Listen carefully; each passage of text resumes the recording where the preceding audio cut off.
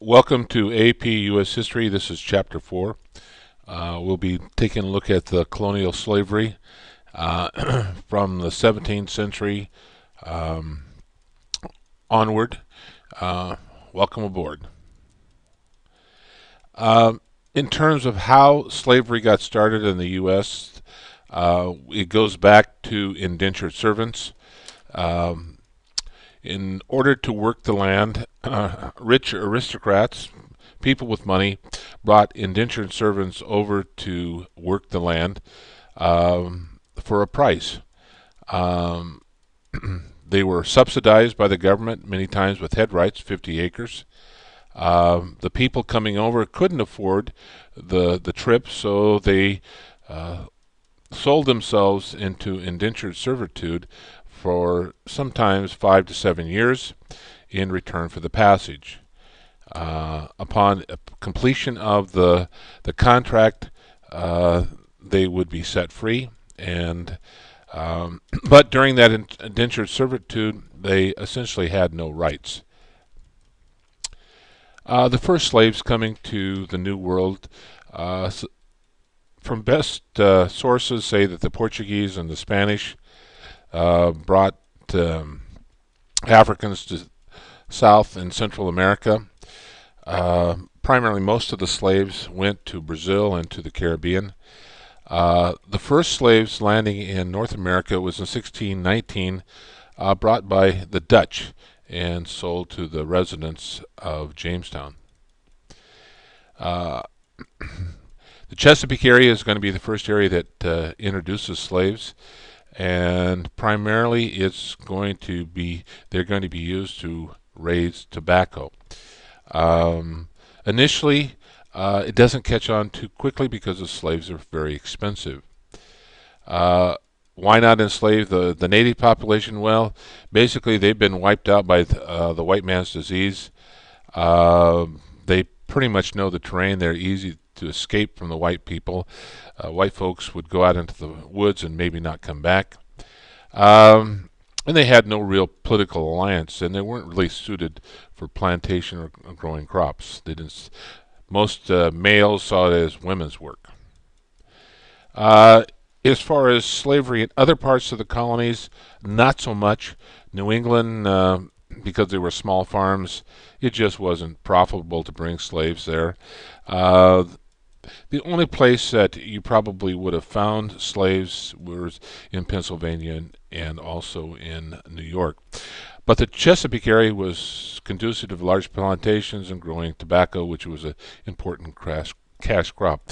The Carolinas and Georgia grew rice for the Bahamas to feed the slaves there. This shows a picture of the Chesapeake area, Maryland, and Virginia. The first two areas settled.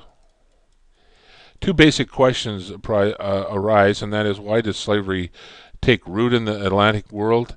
Because there was a need for labor, and there seemed to be an abundant supply of slaves in Africa being sold by other Africans. The slave trade had been going on there long before the Europeans arrived, primarily with Mesopotamia and later the Arabs. So it was a good way to get rid of your enemies. Why does it become so popular in the southern colonies? Primarily because of those large plantations and the need for labor. And the aristocrats were not willing to get out and soil their fingers and get dirty. In Virginia, it becomes what we consider gold. By the 1680s, they were producing 30 million tons of tobacco being sold in Europe and England, primarily because people acquire a taste for that. And because of this need for more tobacco, they're going to need to have more laborers. But up till 1700, this was primarily filled by indentured servants. Um, as far as coming to the New World, the Americas, the Middle Passage, um, it was a pretty horrible experience for the slaves.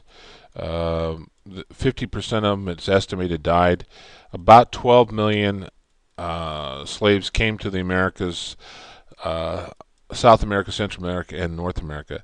Primarily, most of about 90 to 95% of them going to the Caribbean and Brazil to raise sugar. This shows the Middle Passage from Africa to the New World. Most of the Africans that landed Brazil, and the least number, again, going to North America. Pretty much slaves were expensive. It went to the highest bidder. And there weren't a lot of slaves in North America. It was primarily indentured servants. Why slaves? Well, they've already been exposed to the same diseases that the white Europeans have been exposed to, so they're not going to be devastated by disease. They also were more familiar with raising certain kinds of crops, and therefore made good laborers in the Americas.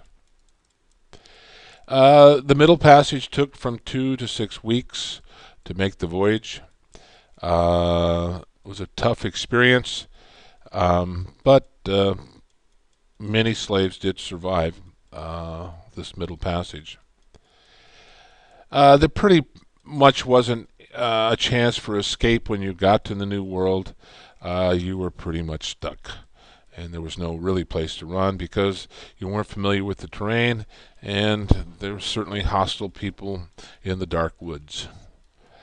Did slavery, was that what it was intended? Did Europeans really intend to do this? Not probably initially, but because of the demand for sugar and other crops, they're going to use that the slaves as a convenient labor pool. This shows the percentage of the slaves. Very small percentage went to North America, and a very small percentage going back to Europe. There wasn't as big a demand, but when you got into the Caribbean and you got into Brazil, yes. The term race is a modern concept, not fully developed in the 17th centuries. Its meaning is that the idea that the humanity is divided into the well-defined groups associated with color. In color, the darker your skin, the lower you are on the scale in terms of humanity. Certainly there were slavery laws that were passed, but for the most part, slaves didn't have too many rights. The lines were a little blurred in the 17th century, but they'll become more defined as more slaves are brought to the New World.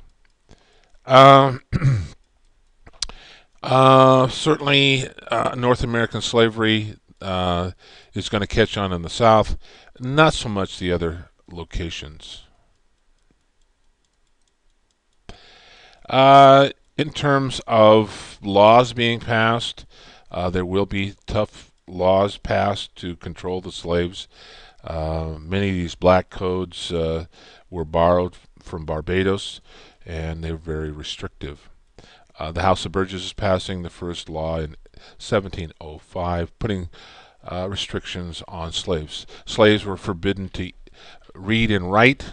They had no standing in the court.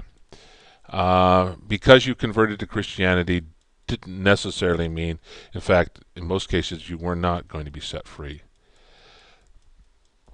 The slave codes, you couldn't carry a weapon, you couldn't leave your owner's property, you couldn't legally marry, and if a white person wanted to kill you or beat you, there was really nothing you could do about it. If you did fight back, you were probably going to be beaten or killed. The notion of freedom, of course, slaves wanted to be free, and there were some rebellions at times. Why did all this take place? Well, there's an incident, Bacon's Rebellion, that we're going to have to take a look at, that is going to be a game changer. So the indentured servants are going to be out, and the slaves are going to be in. Basically, it was a beef between the haves and the have-nots in the Virginia colony. And it's going to come to blows, and a guy named Nathaniel Bacon is going to represent the farmers on the frontier, and Governor William Berkeley not too concerned about them. And the people on the frontier, former indentured servants, want some protection, but Berkeley is not willing to do that.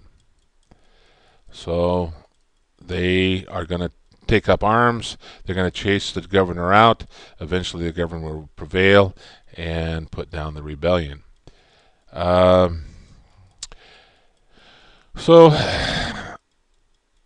the outcome of this really is this: the farmers, the plantation owners, are going to see that indentured servants really aren't a reliable labor source. They're going to be free, and then they demand things. Better to turn to slaves, and this will be a shift from indentured servants to slavery. African American culture, of course, the Carolinas was primarily rice and indigo. Some of the slaves are going to be incorporated into urban settings. There's going to be some resistance. The Stono Rebellion, other riots in New York. So there was a notion that they wanted to be free. These are the Stono, the Prosser and Denmark Vesey, and Nat Turner revolts were some of the most important to know for the AP exam. These showed the distribution of the people, or the slaves in the colonies. And you certainly had a hierarchy: the plantation owners, the farmers, indentured servants, and then slaves. And of course, there will be a sizable number of slaves in New York and Philadelphia, but not so much in the New England area. And we'll stop there, and join me next time when we move on. Thank you.